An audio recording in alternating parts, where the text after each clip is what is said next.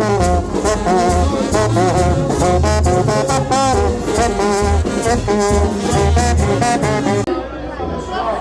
un plaisir pour la première fois que moi-même, la Reine Soleil, qui c'est porte-parole comité WhatsApp, arrivé ici. Ça fait des années que nous avons parlé de Valu, mais je n'avais pas eu de la chance. Mais ce soir, c'est un plaisir. Alors, nous sommes contents parce que nous là, je dis à 12, on a 12e mois, 12e année depuis que Foire de la Montagne a fêté. Est-ce que nous reprenons 12 là qui ça veut dire? Mystiquement parlant, 12 21 esprits. La Reine Soleil, Mambo Makout là, il est accompagné de 21 esprits ici à la Valu, côté qui mandré, il y a un côté qui est chargé, peut-être en pyramide ignoré. Mais nous disons tout le monde Valu, merci parce que nous t'avons invité. Ratia pour force, nous souhaitons que nous enjoyions avec le respect et avec plaisir. Merci.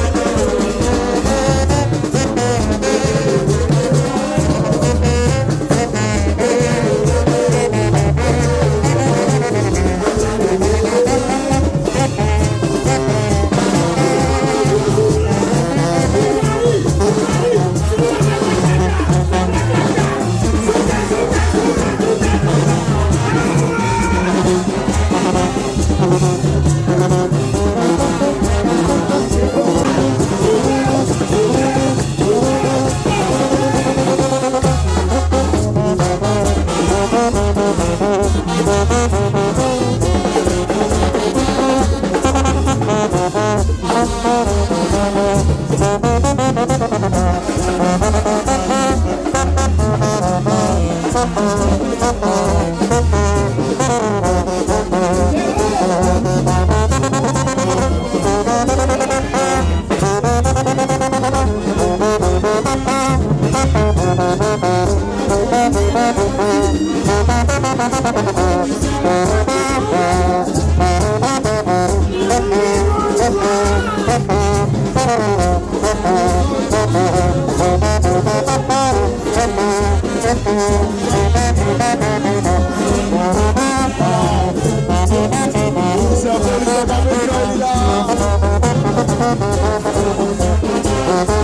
you.